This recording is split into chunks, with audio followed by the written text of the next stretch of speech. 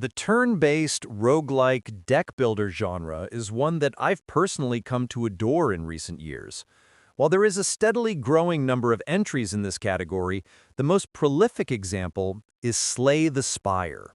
I never would have predicted it going into the experience, but Slay the Spire is a game I've put several hundreds of hours into at this point. Following closely in its footsteps and bursting onto the 2025 slate of games in the final hours comes Hunter's Moon, a Sovereign Syndicate Adventure. While the original Sovereign Syndicate was a steampunk horror/fantasy RPG aligned with the overall stylings of Disco Elysium, Hunter's Moon is a spin-off that takes an entirely different gameplay approach while still being in-universe. After spending a lot of time with this latest foray into the specific brand of deck builder that I love, Hunter's Moon didn't quite live up to how amazing it seemed to be shaping up to be in the early hours.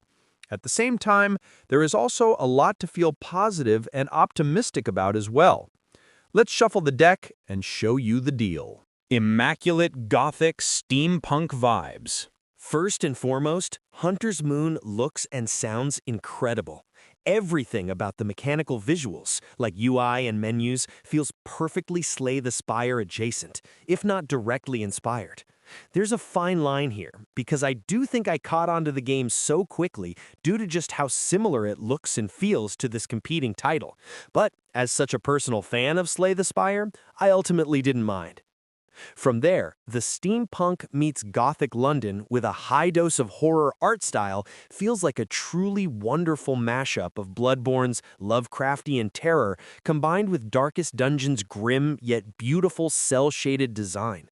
At the same time, Hunter's Moon also feels artistically its own, trading in the graphic novel panels of Sovereign Syndicate for storybook-like cutscenes and dialogue encounters. The music is an additional standout, offering more of a variety in vibe-setting quality than several other similar games in the genre.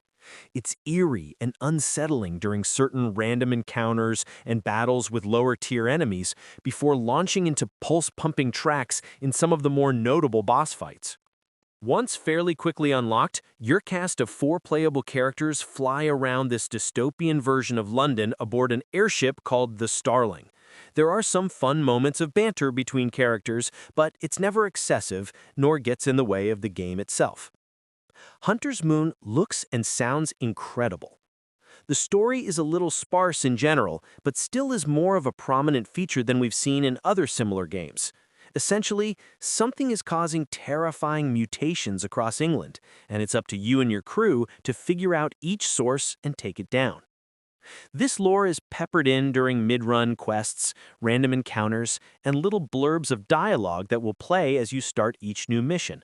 The voice acting is great, and the performance of the narrator and everyone else involved is top-notch as well. A familiar gameplay loop with some tweaks. To be blunt, if you've played Slay the Spire, then you know how Hunter's Moon functions from a gameplay perspective, at least for the most part. At the base level, you'll be engaging in turn-based battles against various creatures while using a deck of cards filled with various powers and abilities. Each card in your deck is dealt to you randomly, and everyone also comes with an associated energy cost to use based on its overall strength. Once you're out of energy to play any more cards, the turn swaps to the enemy, and the process is repeated until someone emerges victorious. As you progress through the run, you'll have the opportunity to add more cards to your deck, as well as upgrade pre-existing ones in your possession. The balance then becomes building the best deck possible to synergize cards with like uses together in order to give yourself the best odds of finishing a run in one piece. Like Slay the Spire, you'll also have powerful relics to acquire, each of which gives you a game-changing bonus, like more energy to use on your turn, more HP, special resistances, and much more. You have the choice to navigate encounters during a run in whichever order you see fit, so there's additional strategy in planning ahead and picking out encounters in the optimal order to survive. Hunter's Moon, however, adds more ideas to the mix and in fact becomes a bit deeper and more layered than Slay the Spire once you learn all of its systems. Most notable are the companions, which fight alongside you autonomously, so you need to factor in their moves as well as their health bars in order to keep them contributing to each battle as optimally as possible. I wasn't sure I liked or needed the companions at first, but they'd won me over completely by the end, since the added complexity to each battle is nice to master and plan around. There's also a lot of post-run meta progression here, as the Starling has rooms to repair with currency found during a run. Making these repairs makes you noticeably stronger for your next run, and also is how you'll unlock new characters to use moving forward. It's a nice system and makes it feel like you're really working towards tangible rewards and results on a run-to-run basis. Also, because of this, I did manage to beat the game several times in a short amount of time, so you might expect to blast through it if that's what you wish. Deck builder flow states, but imbalanced ones. Any game of this sort has a learning curve, so initially encounters will feel quite slow as you read and learn what each and every card type and ability does. I love this part of a deck builder because it simply makes me feel smart as I come to grips with all of the presented ideas and mechanics. Once it all clicks, it's a truly rewarding sensation, since you feel like you've done your part to learn how everything works too. As much as I enjoy this learning phase too, however, games like Hunter's Moon truly shine when everything starts to become second nature. Eventually, you'll learn all your cards, the on-screen indicators for every type of action, and the energy costs for everything you want to accomplish on your turn. It's in this moment when you can start flinging cards around like a player possessed, and I find it to result in a type of flow-state gaming that many other genres can never replicate quite as well. That feeling is alive in Hunter's Moon, and it's awesome. Of course, RNG is at play to a high extent here, because the success of a run becomes dependent on which cards, relics, consumables, and other items you're coming across throughout an attempt. But regardless of your ultimate chosen build, there are few games that feel as rewarding as Hunter's Moon in the genre once you're putting it all together. Or at least that's the case until you start to feel some of the imbalance of the title. As much as I love the loop and completing various quests on runs, Hunter's Moon is pretty easy once you figure out the builds you like to use. This is kind of the case in a game like Slay the Spire too, but it's much more pronounced in Hunter's Moon. Griswold became my main agent, because along with the 4 companions you can summon alongside him during a battle, runs became almost guaranteed wins for me regularly. There are a few games that feel as rewarding as Hunter's Moon in the genre once you're putting it all together.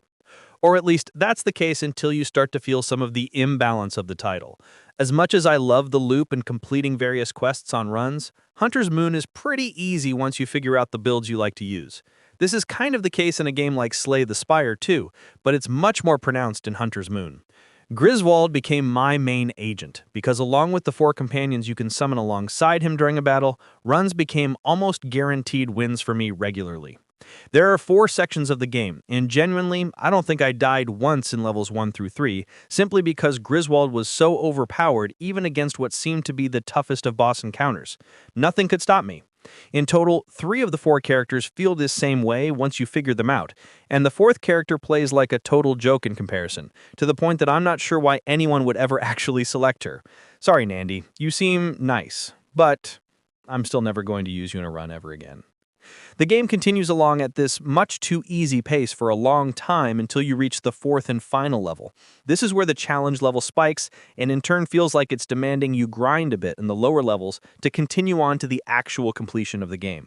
I'm fine with grinding, but when I feel like I've totally mastered everything already, this sudden spike really just killed my momentum and made the pacing of the game feel inconsistent and strange. The good news is that these things can be tweaked, and I'm hopeful that the developers will get similar feedback to make Hunter's Moon feel more appropriately scaled and paced in the difficulty department. I'd much more prefer a game that ramps up evenly instead of just feeling pretty much dead easy before stonewalling you at the end. Needs a little more time in the oven. The balance of the game was my biggest gripe overall, but I do sadly have to talk about some performance issues as well. For the most part, Hunter's Moon does run incredibly well. The visuals are crisp, and even when there are a lot of actions playing out on screen at once or in quick succession, it keeps up really well in terms of frame rate. The issue that I kept having over and over was that the game would simply get stuck between my turn and the enemies. I'd play all my cards, exhaust my energy, and end my turn. Then nothing else would happen, as the characters on screen simply stood around in their idle animations in perpetuity. This, of course, rendered many combat encounters completely unplayable, and it's truly a shame. The worst part was when this would happen during a boss fight I was about to win. It wasn't the end of the world because I could still quit to the main menu and go back into my run. The horrible part is that whenever this would occur, I'd have to start said encounter back over from square one. I'd also have my cards dealt to me in a different order when doing this, so it was frustrating to be so close to a victory, have to restart because of this issue, and then be given a less optimal hand on my next attempt. It felt like punishment for something I had no control over whatsoever. It wouldn't have been a big deal if this only happened a couple of times, but it truly became a pervasive issue in the end, with more than a dozen isolated occurrences. It got to the point that every single time I'd click End Turn, I'd sit there wondering if the game would let me keep playing or not. This, of course, is not a good feeling at all, and needs to be patched and corrected before I can truly sign off on Hunter's Moon. It just feels so unfortunate because I really think Hunter's Moon will be a genuinely excellent game once these issues, along with the balancing, are ironed out. I powered through the technical hiccups because I liked the game that much, but surely not every player will do the same. Closing comments.